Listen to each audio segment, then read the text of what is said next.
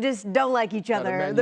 Yes, wherever you can find right? that motivation is good. Let's get back to Joe Burrow, though, after spending some time with him. Matt, what's your takeaway on this guy right now?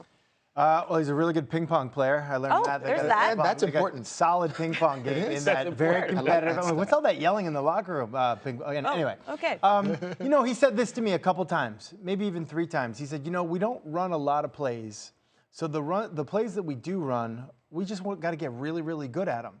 And I think that's what I see on film. I see Jamar Chase, T. Higgins, Tyler Boyd. Like, wow, why are you guys so good? Like, why is the chemistry there? Why is the ball halfway there before the receiver even turns around? And I think that's it. They've done less better. They've decided we're going to do less better. And when he gets the ball out on time, I think you see he's not getting hit as much. He's not getting sacked as much. So they're banged up on the offensive line right now.